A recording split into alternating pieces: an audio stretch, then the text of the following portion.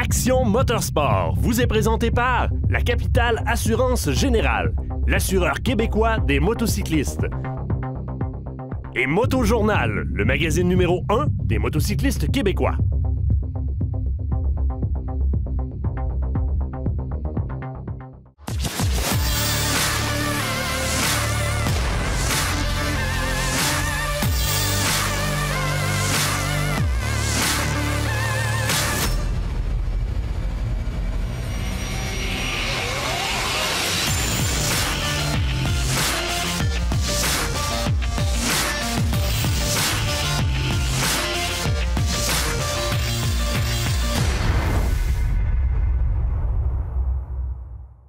Bienvenue à AMS Moto. Cette semaine, une belle route de campagne, une Victory Octane que va piloter Marc Paradis, un pont rouillé comme celui de Québec, et plein d'autres choses aussi, bien sûr, des conseils de nos amis de la SAQ, comment bien entretenir nos motos avec les excellents produits Silver Wax, et on va poursuivre notre expédition vers la baie James. Autant de raisons de rester avec nous pour les 30 prochaines minutes.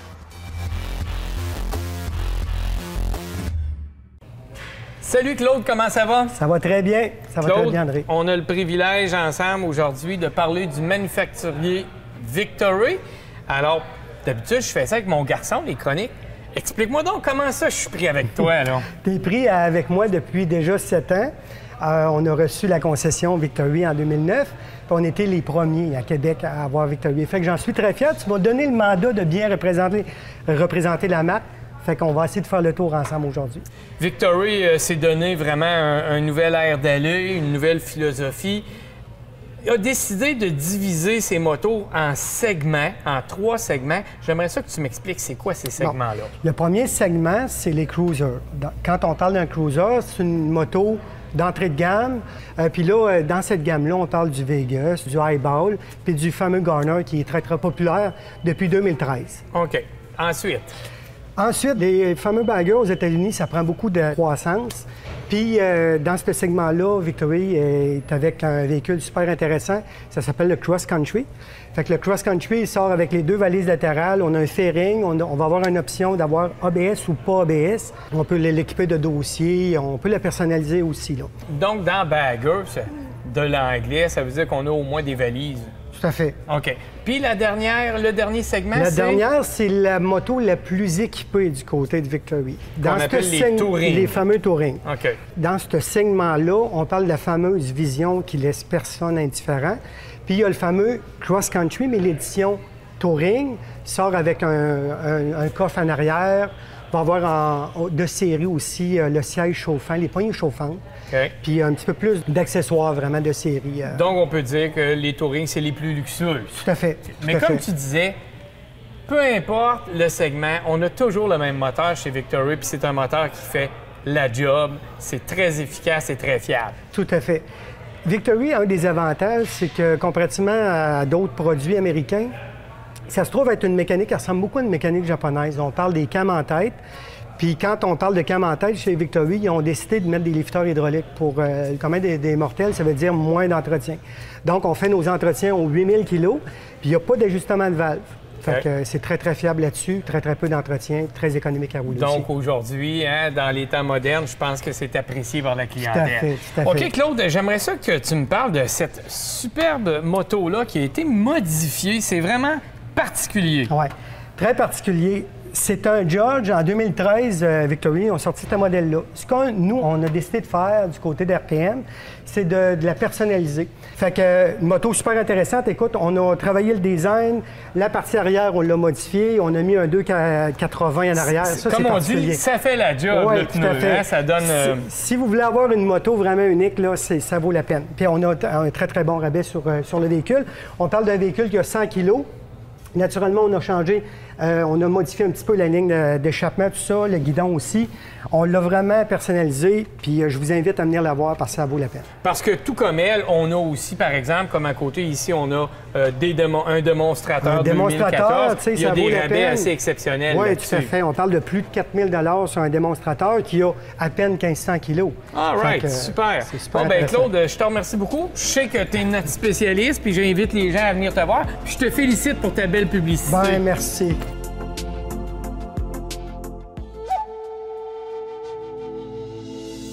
À AMS Moto, cette année, on a fait pour plusieurs le voyage d'une vie, qui est celui d'aller faire un tour à la baie James, exotique, challenge, défi tout à fait particulier pour les amateurs de moto. On peut le faire par l'asphalte, on peut le faire par la route. Mais quand on arrive au bout du voyage, il faut aller au bout, il faut se mettre les orteils dans l'eau, il faut vraiment aller y goûter.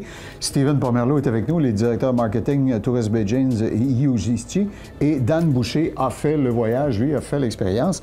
Et at the end of the road, comme on dit, là, quand ça s'arrête au bout complètement, c'est Chisasibi. J'espère que je l'ai bien prononcé. Chisasibi. Presque. Ah, OK. Qu'est-ce qu'on voit là? Donc, c'est la dernière communauté accessible par la route, finalement. Donc, c'est à 100 km à l'ouest de Radisson, sur un chemin asphalté. Puis, elle est sur le bord de la baie James. Donc, c'est vraiment là qu'on voit la baie James. Donc, on peut aller, comme tu disais, se tremper un orteil, même si l'eau est froide un peu. Mais donc, c'est une communauté autochtone. Donc, c'est environ au-dessus de 4000 habitants. Il y a tous les services disponibles, donc hébergement, restauration. Il y a un musée autochtone aussi à visiter. Est-ce que les gens du coin s'adonnent à des festivals ou des activités cérémoniales, par exemple, à certains moments de l'année, qu'on pourrait vouloir voir parce qu'elles sont très exotiques? Oui, à chaque été, bon, il y a un powwow, donc chaque communauté a son propre powwow. Les dates sont... Un vrai powwow, mais c'est pas l'expression galvaudée, la vraie affaire. Ouais, les dates sont à confirmer toujours au début de l'été environ. Puis aussi le Mamweedow, ça c'est une espèce de Saint-Jean si on veut, là, mais à Chisasibi. Donc ils reviennent sur l'ancien village, donc Fort George, c'est une île à l'embouchure de la rivière. Puis donc c'est pendant une semaine, il y a des festivités, il y a des activités culturelles, donc les visiteurs sont bienvenus d'aller voir. Dan, tu me disais que tu as constaté que ce dernier segment de route-là, c'est un pilotage différent parce que la route n'a pas la même topographie que... Oui, il y a plus de courbes, il y a plus de dénivelé aussi. Puis sur ce trajet, tu es capable d'aller voir aussi le barrage LG1. Puis quand tu arrives au bout, tu es capable d'être trempé le pied dans l'eau, comme tu disais. Comme quand on va en Californie, puis qu'on arrive à Venice Beach, puis on dit ah, enfin. Alors, on l'a vécu, mais en direction nord.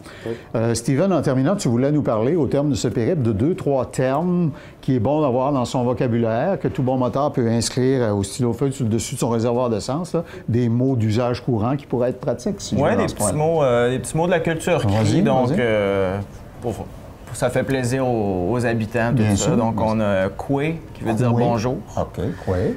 On a Wachia, qui veut dire bienvenue ou au revoir. OK. Donc, Wachia, on va l'entendre quand on va arriver à quelque part. Wachia, on va l'entendre souvent. Ou Miigwech, ça veut dire merci. Ça fait toujours plaisir là, aux habitants là, de se faire dire des mots autochtones. Et pour le pilote de moto fatigué, où sont les toilettes? Est-ce que tu as l'expression pour ça? Je suis pas encore rendu là. L'année prochaine, peut-être. Alors, Steven, Dan, merci beaucoup. Ça a été un périple fort intéressant. J'espère qu'on vous a donné le goût de découvrir le site Internet si on veut plus d'informations. Décrochercomjamais.com. C'est ce qu'on aime faire à AMS Moto.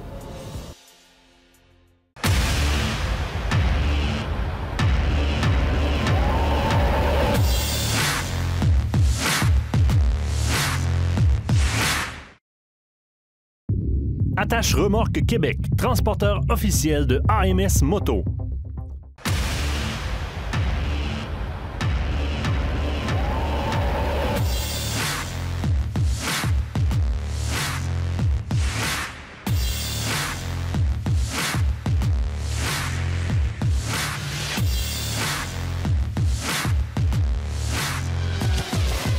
Alors, Claude, pour notre essai routier, on t'a laissé ça entre les mains. Donc, qu'est-ce que tu as choisi?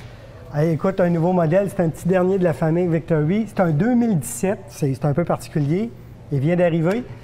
Donc, c'est l'Octane, le fameux Octane 2017.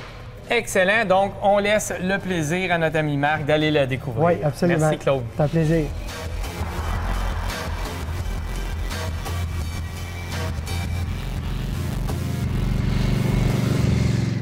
Alors, comme promis cette semaine à AMS Moto, Marc Paradis, notre pilote d'essai, enfourche une Victory Octane. Vous voyez que c'est une belle machine. Si vous êtes vu ou photographié là-dessus, votre profil Facebook va exploser. Ça pèse sur tous les bons pitons au niveau du style. Marc, parle-nous un peu de la genèse de cette machine-là. Bien, premièrement, c'est la première moto de Victory qui est refroidie par liquide. OK. D'où ça vient? Bien, c'est qu'on sait que Indian fait maintenant partie du groupe Polaris, donc c'est la petite cousine de Victory. Alors, donc, ils ont fait une acquisition de technologie, de know-how, puis ils ont emprunté. Ils ont dit pourquoi pas s'en servir. Ben, pourquoi donc, pas? le moteur du Indian Scout qui a été adapté à cette octane. Donc, on a passé du 1100 cc à un 1180, donc près de 1200, comme c'est inscrit sur le moteur. C'est refroidi au liquide. C'est un 4 valves, double Brabham en tête, entraînement par courroie. Ouais. Donc, un peu le classique là, pour l'entraînement pour On les est dans le customs. 21e siècle. Et la position de conduite, un peu reculée, oui, Semi-chopper. mais encore là, c'est encore bien pour se positionner sur des routes avec des courbes. Elle est très basse, les gens l'auront remarqué. Moi, je l'ai enfourché tout à l'heure, puis je fais 5 et 7, moi, puis pas de problème. Oui, puis le poids, c'est un 530 quelques livres tout plein fait. Ça peut paraître un petit peu volumineux, mais encore là, avec la hauteur de selle, on a les pieds bien plantés au sol, on peut la manipuler, là, que ce soit en pente ou n'importe où. Ils ont eu leur période Irelandness chez Victory. Je suis certain que les designers maison ont retiré des enseignements parce qu'en termes d'esthétique, elle est assez jolie. C'est un peu un genre de concours de style qui a fait qu'on se retrouve avec le produit fini qu'on a maintenant. Puis aussi, il y avait le but d'avoir le moteur qui était sur le Project 156 Pike Peak. Ah, ouais. Donc, course de côte aux États-Unis très connue. Donc, Victory ont décidé d'aller pour publiciser le moteur dans cette compétition-là. En termes de freinage, je Inspiration. remarquais il y a un seul disque à l'avant, donc je devine, évidemment, c'est pas une moto de haute performance à tout cran. Non, mais ça fonctionne très bien. Ouais. C'est sûr qu'il y a l'ABS, jumelé avec le frein arrière. On a beaucoup aussi de compression au moteur. Donc, c'est pas stressant pour le freinage. Ces moteurs en V, là, généralement, ils brillent par leur effet de couple, le torque, qui est généreux. On n'étouffe jamais ça. C'est comme un tracteur. Mais c'est sûr que ce moteur-là, c'est un 1200 cc, oui, mais ça révolutionne. Donc, le maximum de coupe va s'atteindre à 6000 tours minute, 76 autour de livres de coupe, et un 104 forces de moteur à 8000 tours. Donc, il faut faire révolutionner, mais ça révolutionne très bien. Puis, le couple aussi qui est linéaire. Donc, OK. on peut descendre en 6e à 50 km/h. On redonne des gaz et ça monte sans rechigner. Puis Marc, à moins que mes yeux me trompent, je regarde le réservoir, il a l'air d'avoir une bonne contenance pour cette catégorie-là. On parle de 12,9 litres. Donc, c'est suffisant pour faire une bonne randonnée. Quand le réservoir commence à être vide. Votre prostate va vous arrêter avant votre réservoir. Alors, on aura les impressions. J'ai hâte de voir suivre Marc sur la route et de voir ce qu'il en pense en débarquant de cette Victory Octane.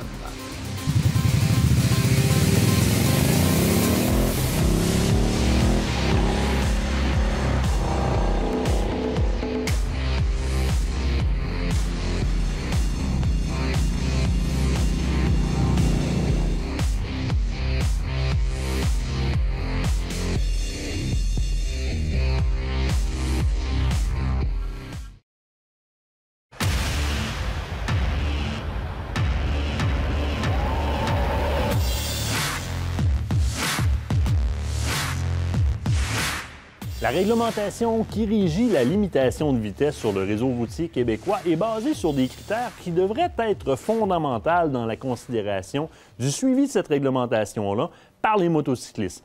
Dans un premier temps, les secteurs sont jugés de par la densité de la population, la proximité des différents obstacles et les obstacles physiques que représente la route.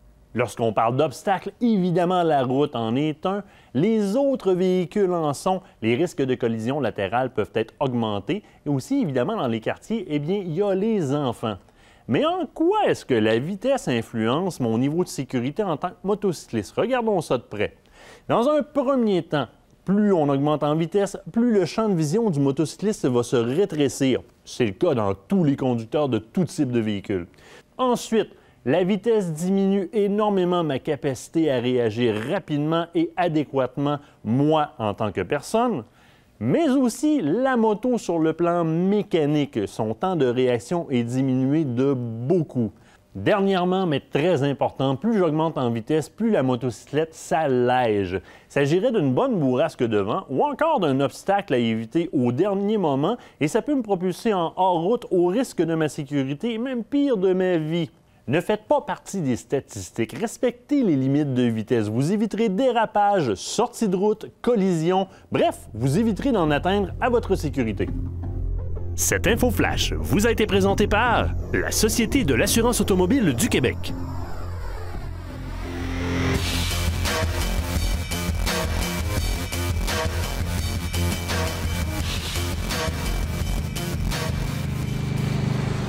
Alors, une moto dont l'esthétique est, ma foi, fort agréable, la Victory Octane. Vos impressions, mon cher Marc?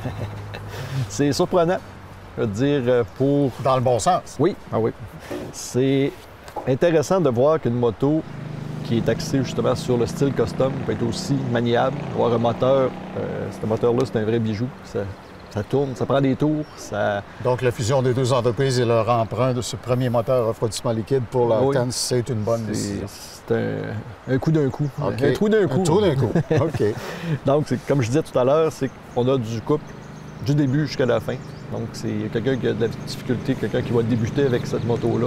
Il n'aura pas de misère à contrôler, à calibrer son embrayage. Je comprends. On décolle, c'est tout de suite. Il n'y a pas une grosse adaptation à faire. Le poids est situé bas. La maniabilité, on est capable de faire un demi-tour. Ici, on est sur la route des îles. C'est étroit. Je suis capable de faire un demi-tour en deçà des lignes. À l'intérieur des limites du pavage. Donc, bon. c'est très bien. Je regardais la course des amortisseurs à l'arrière. C'est à peu près à la hauteur d'une guimauve. Ça court pas loin. Ouais. C'est sûr que c'est le style qui impose ça. Une fois qu'on s'est fait à l'idée, au lieu de... Quand on voit une bosse, on ralentit, on n'a pas trop de gaz. Mais sur usage normal, sur des routes bien pavées, c'est pas un problème. Puis ça ne surprend pas non plus, donc la moto reste bien en place. Parle-moi du petit carénage qui est esthétiquement magnifique, mais ma question, c'est est-ce que ça fait le travail? Fonctionnel, oui. C'est sur autoroute, on a justement la bonne hauteur pour créer une bonne déflexion d'air. déflexion d'air. Donc, on n'a pas le syndrome des motos dénudées là, qu'on se sent comme un peu accroché sur une corde à linge pour se vanter. C'est pas gros, mais ça fait la job. Je vais faire du pouce sur ton idée de syndrome. Souvent, ces motos-là, look semi-custom comme ça, les pneus à l'arrière, c'est des ballons de plage. Là, ils n'ont pas exagéré. Non, un 160 à l'arrière, une roue de 17 pouces. À l'avant, c'est un 130, une roue de 18 pouces. Donc, c'est un compromis. C'est un petit peu moins maniable qu'une roue de 17 pouces standard sur les motos qu'on essaie habituellement. Mais encore là, c'est les changements de direction, tout ça, il n'y a aucun problème. Freinage? Freinage, c'est progressif avec l'ABS. Mais comme on disait tout à l'heure, seulement qu'un disque, oui. 2, ça aurait été peut-être mieux en conditions extrêmes, on va dire. Mais en usage de tous les jours, c'est très, très bien. Là, nos téléspectateurs la voient en assemblage solo, mais je devine, je vois un espèce de petit capuchon. Ça peut s'équiper d'une selle pour passagers. C'est une option, comme plein d'autres accessoires qu'on peut personnaliser la moto. Des échappements, des disques plus performants, des amortisseurs régatoires. Il y a plein. Le catalogue Victory regorge de pièces là, pour accessoiriser. Et les gens qui vont entrer dans la salle de montre et avoir le coup de foudre, Marc, à qui ça s'adresse? C'est assez vaste comme inventaire, je veux dire. Ça peut être un débutant, donc c'est une moto qui est vraiment pas intimidante, puis qui offre beaucoup. On n'est pas obligé de la changer après une unité. On peut la garder sur une longue période. Il y a quelqu'un qui revient justement à la moto, parce que c'est pas une moto catégorisée débutant, c'est très performant. Donc, ça peut être une braquette d'âge et de sexe très variée. Bon, ben. Alors, moi, il n'y aurait pas besoin de me casser un bras. Je dois te dire qu'elle me plaît. Je la verrais très bien dans mon garage. Victory Octane. Merci, Marc.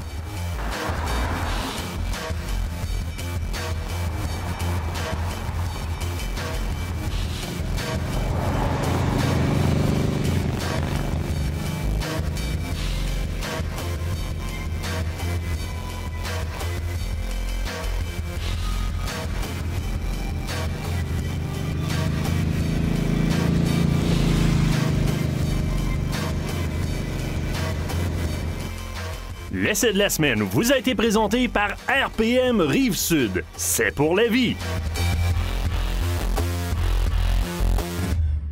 Vous le savez, la vie est toujours plus belle lorsqu'on la regarde à travers le pare-brise d'une moto, sauf, Richard, si on a des égratignures et une mauvaise surface, et tu as une solution pour ça. Oui, absolument. On sait qu'en moto, hein, notre vitre qui est en avant, bon, c'est pas une vraie vitre, en réalité, c'est un Lexan. C'est un genre de Lexan, fait que il va s'user, veut pas, avec le temps, fait qu'il faut le polir. Les gens sont portés à le changer. Puis des fois, c'est tellement léger que c'est tellement facile à corriger avec le kit qu'on a bâti.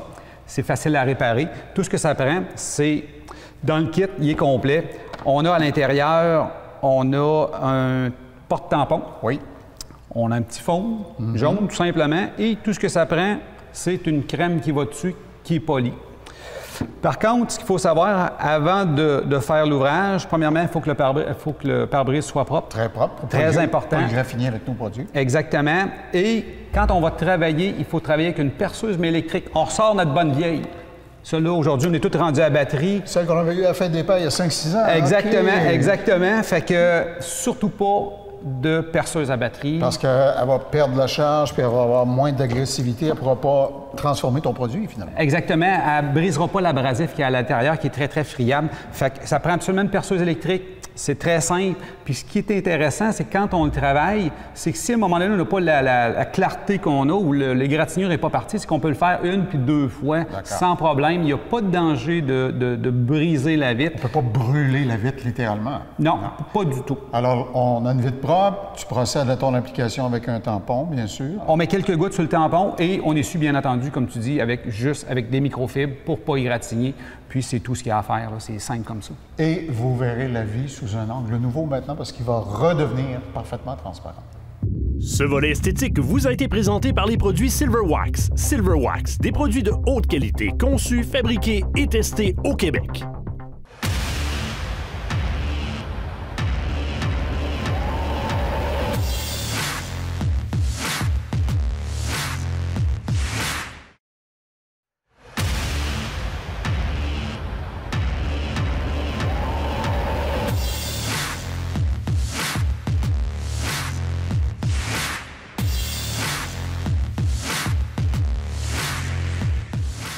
C'est quoi la différence entre les motos qui sont en entraînement par différentiel, courroie et chaîne? C'est très simple. La plupart des motos sport ou sport touring sont à chaîne. L'avantage, c'est que c'est moins tirant, ça permet plus de performance, mais ça nécessite plus d'entretien. Les motos qu'on voit entraînées par courroie sont des motos souvent performantes dans la ligne plutôt custom ou sport touring, ce qui fait que c'est des motos qui sont presque sans entretien, qui nécessitent peu d'ajustements et puis qui offrent quand même un bon torque parce que c'est pas tirant sur la moto, c'est comme les motos qui sont à chaîne.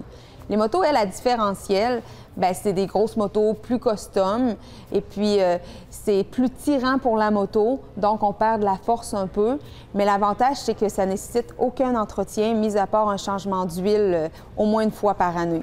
Alors, c'est pour ça que vous ne pouvez pas retrouver de moto à différentiel sur des motos sport parce que c'est pas le type de moto pour ça, puisque sur une moto sport, on cherche plutôt de la performance, alors qu'une moto custom, on cherche plutôt de la balade en bonne compagnie. Sur ce, bonne saison! Quand on pense aux motos Victory, on pense au chrome, on pense aux couleurs mat, couleurs lustrées, les belles couleurs qui ont sorti dans les dernières années, mais il faut quand même prendre le temps de les entretenir. La gamme de Moto Victory a aussi ses produits nettoyants, dont le produit nettoyant ici à base de savon. On a un produit de protection pour les couleurs mat. On a aussi le produit de nettoyant pour le moteur. Il faut l'entretenir, c'est un autre type de noir mat. On a aussi un polisseur pour ce qui est le chrome sur les motos. Et un ensemble de voyage, c'est le produit à emmener dans son bagage.